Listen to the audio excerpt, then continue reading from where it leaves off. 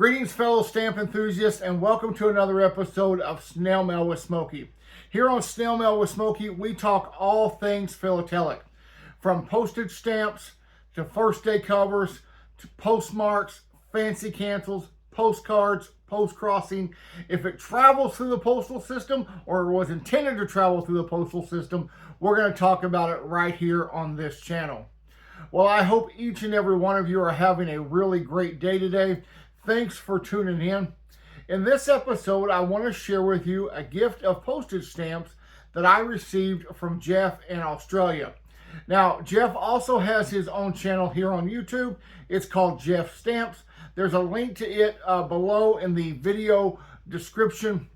So please go check out Jeff's channel. Give him a like. Subscribe to his channel if you haven't already. Jeff shows many stamps from Australia. Also a lot of Commonwealth stamps. He has a great deal of knowledge about the stamps that he shows. His videos are always really informative and entertaining. And I think you're really going to enjoy watching him and his channel. So please go check that out if you would. So this week I was surprised to find an envelope in my mailbox with some very nice postage stamps that Jeff had sent me.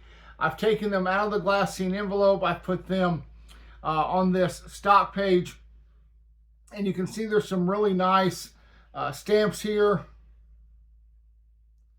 Love these Queen Elizabeth stamps, a couple of kangaroo stamps, but what I really like are these George V stamps that Jeff has sent me.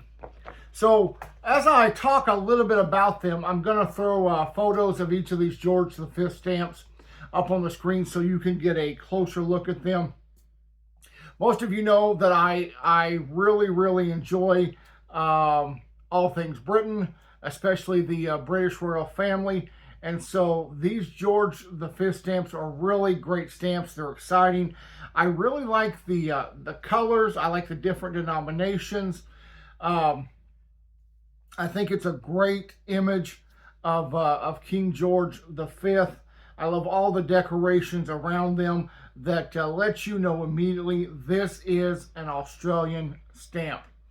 Now, these were released, and there were many different variations and forms of these that were released. Some had watermarks, some did not have watermarks. There's lots of color variations, there's some perf variations, and I'm not going to go into all that because there already exists a really good video here on YouTube that will teach you how to delineate between the different types of George V stamps that were issued by Australia. And that video comes from Ken of Ken's Stamp Collection. There's a link to Ken's channel below. But he did a video a while back called Australian King George V stamps. Please go check that out. He really talks about the different types of King George V stamps that were issued by Australia, the variations, and some of them are really slight variations in color or perfs or watermark, and he does a really good job of explaining that. So I don't want to take the time to reinvent the wheel, if you will, but it's very informative, and so please go give Ken's channel a watch. Also like and subscribe to his channel. But I really do enjoy these stamps. They're going to be a great addition to my collection. Australian stamps are not something that I actively collect, although I have a lot of stamps in my collection. And, you know, I just find myself saying it's not something I actively collect because it's not one of my main areas of focus, but I am a worldwide collector. I love stamps.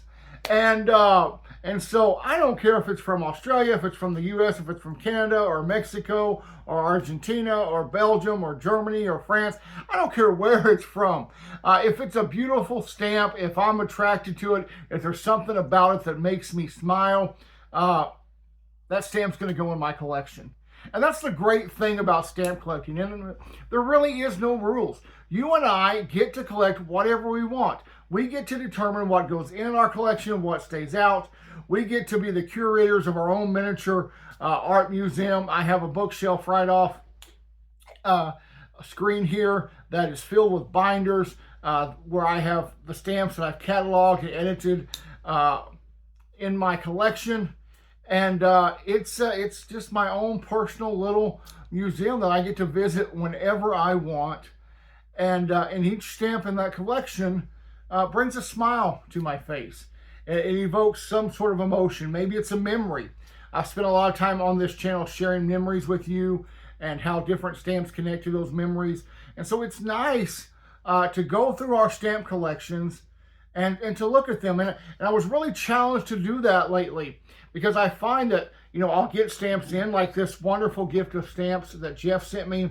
I'll catalog them on my cards, put them in the sleeves, or I'll just put them on a stock sheet like this and stick that in the binder. And then I find that oftentimes that's the last time I look at them for a really long while. And you know, that's a shame.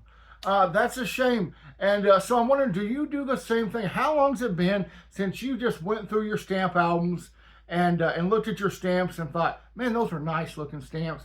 I remember when I bought that one. I remember when someone gave me that one. I remember I had to bid higher than I wanted to get that stamp. And it's okay. We've all done that. We've all got caught up in the online bidding and bid probably more than we wanted to, and maybe more than the stamp was worth. But it was worth it to us. And we're happy to have it in our collection. So I just want to encourage you, take some time this week, get your stamp albums out, open them up, and take a trip down memory lane and enjoy your collection. So Jeff, thank you so very much for sending me these wonderful stamps. They're going to find a great home in my collection. I'm very thrilled to receive them. And so thank you once again. One more thing before we go. I was contacted this week by one of you, by a viewer of the channel, who told me that his wonderful mother, Donna, is having a birthday next week on January the 31st. Donna is turning 67 years old, and he asked if I wouldn't mind asking you if you wanted to send his mom a postcard or a birthday card or something in the mail.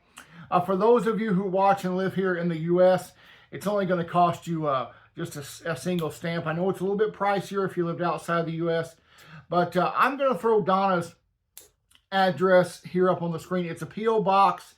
The viewer has given me permission to share this address with you.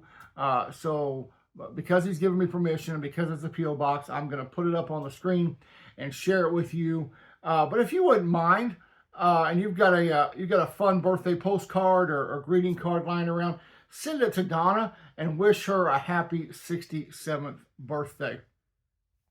Well, I want to thank each and every one of you for tuning in to the channel. I want to invite you right now, if you haven't done so yet, please hit the subscribe button. We're a little over 940 subscribers for the channel. My goal for 2025 is to hit 1,000 subscribers. I would really be over the moon if that happened, and we're just a little ways away. So be sure to tell your friends about the channel. Share it with your friends and those who are philatelic minded. I really appreciate it. Don't forget to leave me a positive comment and give me a big old thumbs up. Until I see you next time, have a great day. Bye-bye.